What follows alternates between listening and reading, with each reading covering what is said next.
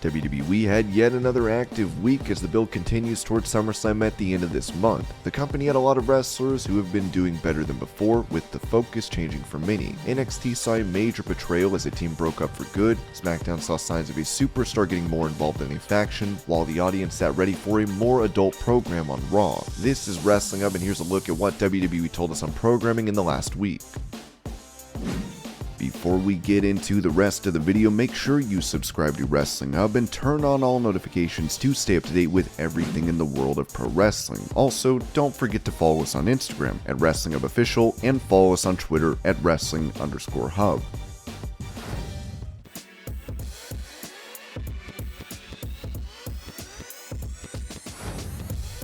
Ever since Lacey Evans returned, she's been part of promos which hyped her up. There were even in-depth heart-to-heart angles where she talked directly to the camera about her life. While WWE's intent was to make her a top babyface, it backfired. Perhaps it might have worked with any other star, but with Evans, fans booed her when she appeared. Thus, it was not a surprise to see WWE's booking of Evans change over the past 2 weeks. In a throwback to Kurt Angle's gimmick, when Evans walked out to deafening boos, she went back and had them restart her entrance. She turned heel properly, calling fans nasties and telling them to go to hell. WWE turning Evans already might be a good sign for fans, as it appears the company is ready to listen to them, and not only that, they've used the crowd reactions in their favor for once.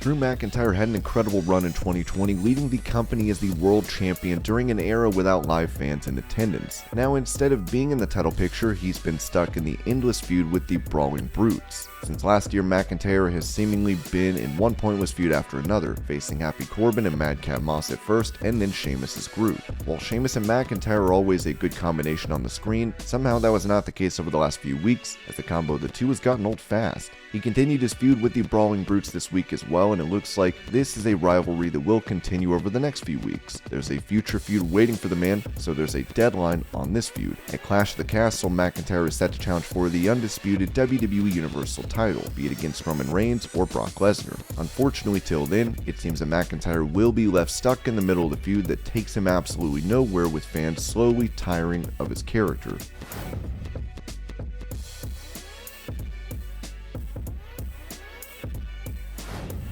Sami Zayn has been begging to be part of the Bloodline over the last few weeks, and it seemed one-sided so far.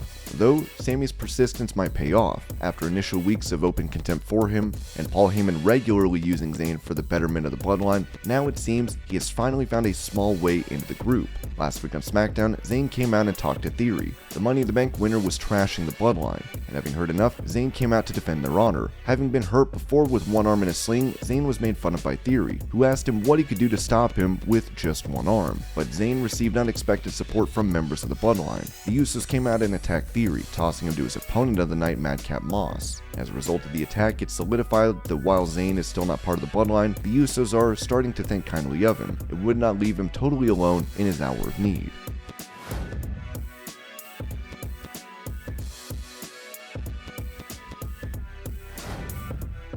Solo Sikoa is a future champion in WWE. There's no doubt about that. The star has done a lot during his career already and has an undeniable presence in the ring. Coming from the Anoa'i family, wrestling really does seem to be in his blood, as the charisma he displays has made him a fan favorite. On NXT, despite being booked in multiple title shots, he's come close but fell short every time. When it comes to an explanation for WWE's booking, the slow burn might be the best way to do this. It gives fans more reason to support him, and the moment he does break through and win the belt, it will be a moment to remember. It might also not be long before he is brought up to the main roster, as it's clear he's more than capable in the ring. If this happens, he might be the newest member of Roman Reigns' faction.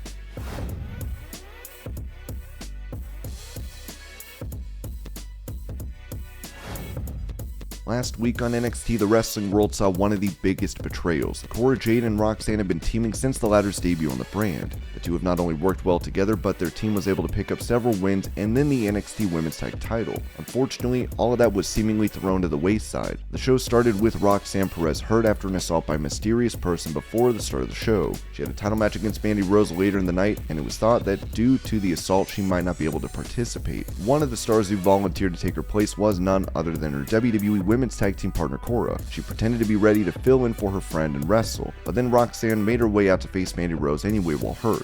Rose had the help of Toxic Attraction during the match, but that would not be the turning point. Instead, she would receive help from Cora Jade. Jade attacked her partner during the match when the referee was distracted, allowing Rose to beat her and retain the title. She then beat her down. This partner betrayal came only a week after the two of them became tag team champions. Seemingly, Jade wants a singles run at the moment and wants to win the women's belt, something she didn't have an opportunity yet. Be it jealousy or whatever else, the feud between the two says one thing: both are well loved by the officials backstage. This will give them a platform to get an enormous push as single stars and might be what helps take them to the next level.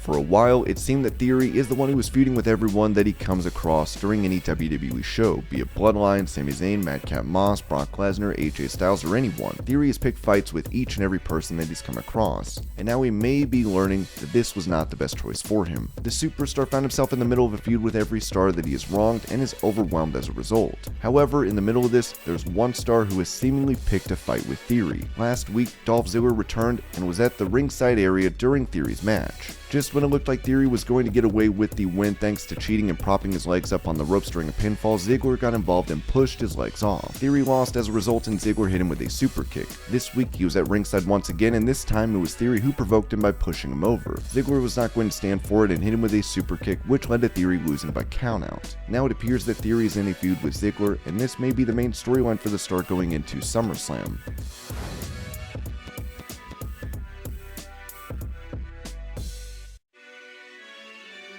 You are a rookie, and you have to earn the right to face me, so your challenge is denied.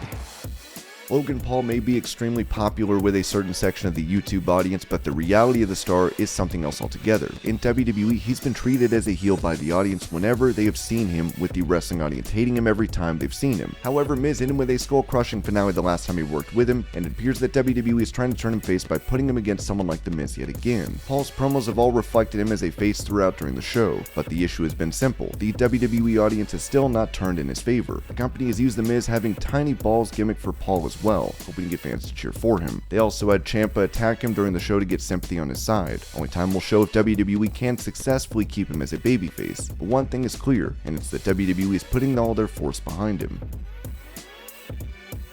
And this is what WWE told us on programming in the last week. I hope you're all having a great day. Thank you so much for watching, and I'll see you later.